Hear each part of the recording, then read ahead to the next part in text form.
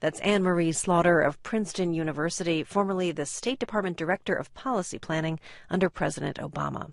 Now to Paul Wولfowitz. He was the U.S. Deputy Secretary of Defense and a key strategist in the Iraq War under President Bush.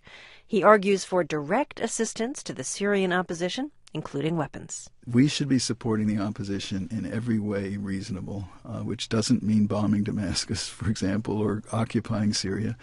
It does mean providing them with financial support, with material support, communications assistance, where I think we're doing a little bit, but I don't think we're doing everything we could do. And yes, weapons. I would say defensive weapons. There's no need for tanks. There's no need for artillery. And particularly, I think, to provide some encouragement for Syrian army units to defect. They're not going to be comfortable defecting in the hands of unarmed rebels. You do hear this from people who say that arming the opposition is a bad idea, that it will lead to all-out civil sectarian war in Syria.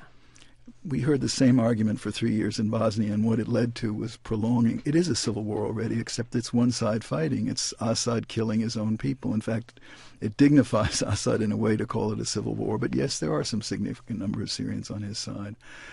It's terrible what is happening there, but it will only go on longer and be worse if we continue to take a hands-off position. And there's the real possibility that Assad will win, and I can't imagine a worse outcome than that.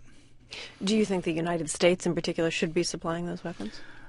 I think it'd be much better if we're involved in the supply than if we leave it to people whose motives and objectives may be very different from ours, and in some cases quite opposite to ours.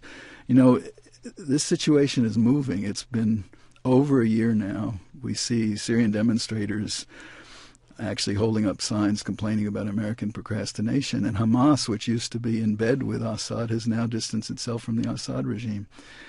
I'm sure the bad guys are figuring out how they can help the opposition so that they can have a position later.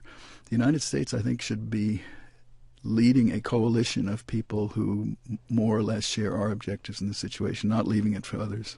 Leading a coalition, would you say that any action should be authorized by the Security Council? Should the Arab League or Turkey take the lead? I think Russia and China have made it clear the UN Security Council isn't even going to authorize a severe reprimand of Syria. But the Arab League is already very much in the lead. Saudi Arabia is out in front of the United States. Turkey's position is a little hard to read, but I would say they're quite active. And every one of these countries will be more active if they feel they're not alone. I'm curious, as one of the architects of the Iraq War, do you draw lessons about the limits of U.S. military intervention in conflicts overseas? Of course there are limits to U.S. military intervention, and no one I know of for 2 seconds would suggest that Syria is Iraq and that we should be involved in Syria the way we were involved in Iraq, or that we see Syria as a kind of threat to the United States that we saw Iraq being. But I also think there are many situations, including, in my opinion, Iraq in 1991, where we have failed to support people who were ready to fight for themselves. And as a result, we ended up becoming more involved, not less involved. I think it's much better when people want to fight for their own freedom to help them do that than to end up having to come in ourselves later.